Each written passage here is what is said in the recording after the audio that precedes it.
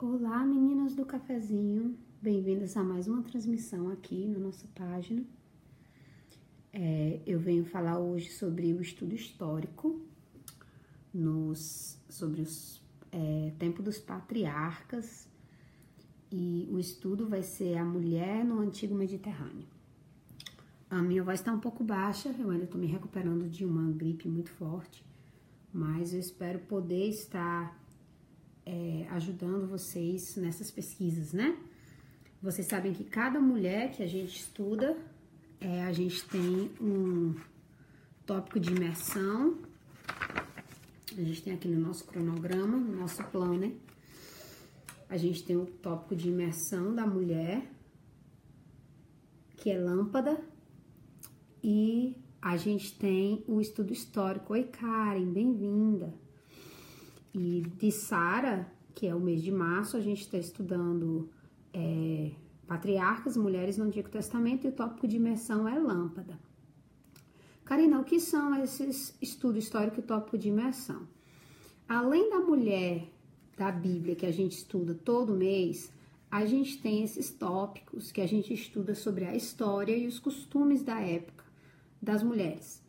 Então, no caso do estudo histórico, a gente vai estar estudando hoje, né, sobre as mulheres no Antigo Testamento, como era a vida delas.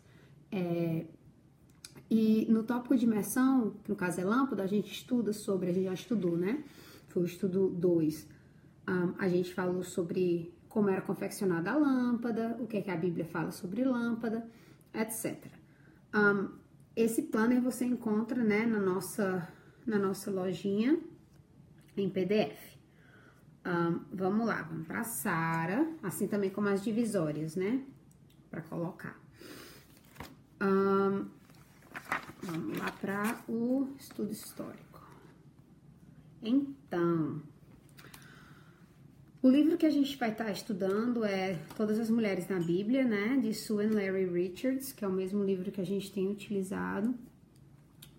E aqui ele fala sobre o capítulo 3, que é as mulheres nos dias e nos tempos dos patriarcas, né? Então, você pega ali Abraão, Isaac, Jacó, naquela época, e vai de Gênesis 12 a 50, a época que a gente está estudando hoje, certo?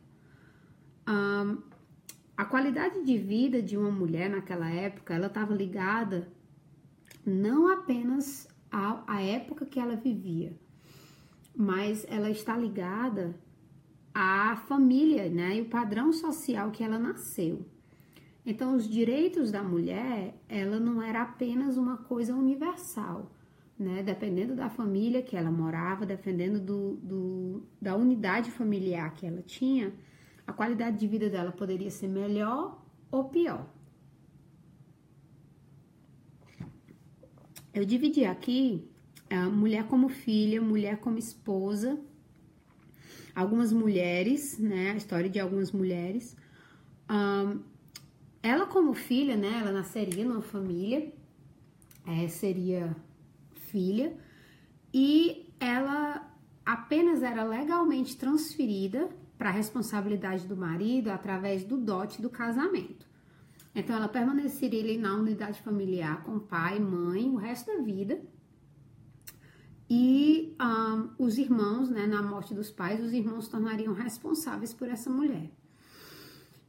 Ela poderia ter uma vida de benefícios na herança do pai. Então, ela poderia viver, oi Jaque, oi Maraísa, ela poderia viver da herança do pai dela a vida toda, se ela quisesse. Mas, legalmente, ela não possuiria direito a essa herança. Isso era pelo Código de Hammurabi. Quando a gente estuda história, né, a gente conhece um pouco sobre o Código de Hammurabi, que era normalmente o código o código de conduta que as pessoas viviam naquela época. Se vocês quiserem pesquisar mais um pouco, tá aqui o nome, Código de Hammurabi. A mulher como esposa, né, a partir do momento que ela era transferida, através desse dote, ela se tornaria esposa, e ela teria como esposa o direito de passar a propriedade no evento de uma morte de um marido a qualquer filho, mas não poderia ou tê-la como dela e nem poderia dispor a um estrangeiro. Então, ela não poderia revender essa propriedade para nenhum estrangeiro, certo? No caso de um divórcio, o dote da mulher, ela era devolvido ao pai da noiva, e isso ajudaria a atrair um novo marido. Porém, a mulher que tentasse construir uma vida longe do marido, por vontade própria, ela abriria mão desse direito e seria severamente punida. Então, naquela época, a mulher ela praticamente não tinha, né, o direito de divórcio, nesse sentido, né, de simplesmente largar tudo. Ela não teria fins, né, bens para poder reconstruir a vida. Para quem não conhece a história de Diná, a gente aprende que as mulheres, elas não apenas eram dependentes, mas os homens também sentiam a responsabilidade dessa dependência. Então, Diná ela era irmã, uma das filhas de Jacó, né?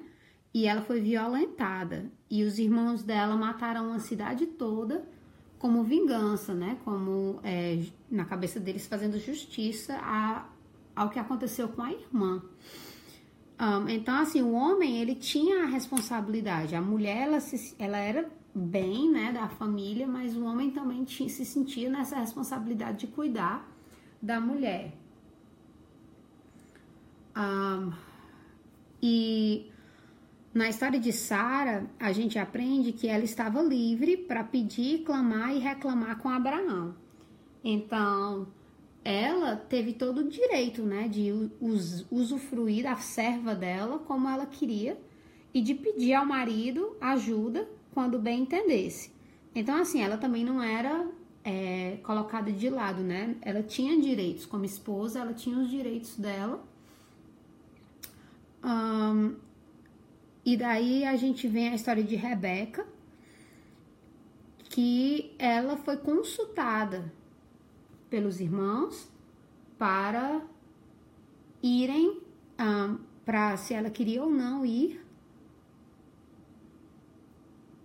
para casar com Isaac, né?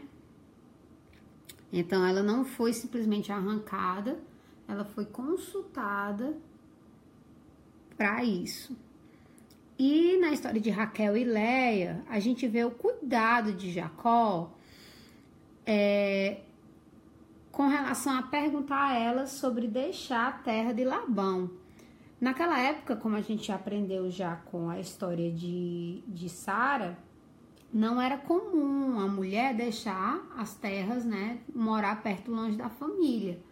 Então, assim, a história de Rebeca, a história de Raquel, a história de Rebeca e a história de Sara são histórias que, assim, a gente vê realmente a mão de Deus, porque elas não era comum um marido pedir que a mulher se distanciasse de sua família.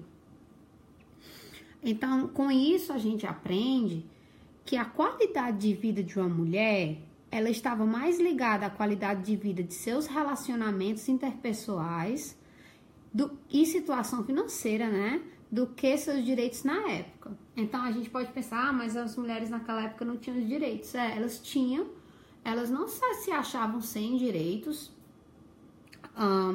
mas, ao mesmo tempo, a forma como ela vivia com sua família garantia a ela uma qualidade de vida excelente, né? Essas mulheres que a gente estuda. Daí você pensa Agar, né? Agar, ela sofreu muito nas mãos de Sara, maltratou muito Sara também, né? Foi uma ida e volta ali, mas ela também sofreu muito, só que ela também tinha os direitos dela, no sentido de como serva, ela era à disposição da sua dona, né? Então, assim, você nascer escrava naquela época, era muito difícil a vida, né? A vida não era fácil, mas ao mesmo tempo, você poderia mudar a sorte, como o próprio, falando de um homem, né? O próprio José, que foi escravo, e mudou a própria serva de Naamã, a menininha, que foi ouvida, né? Então, assim, não é, de certa forma, certo a gente falar que elas não tinham direitos, né? Elas eram protegidas pelo patriarcado da família.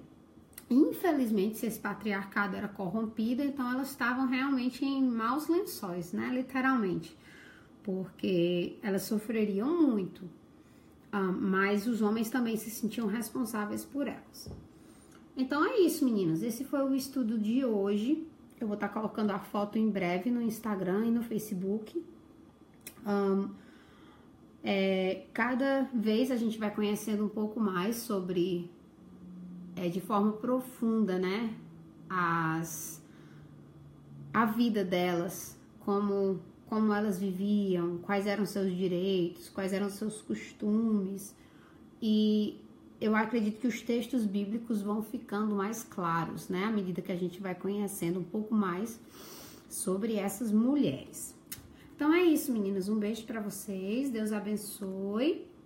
Que o Senhor possa estar... Desculpa. Que o Senhor possa estar abençoando a vida de vocês, tá bom? Um beijo. Tchau, tchau.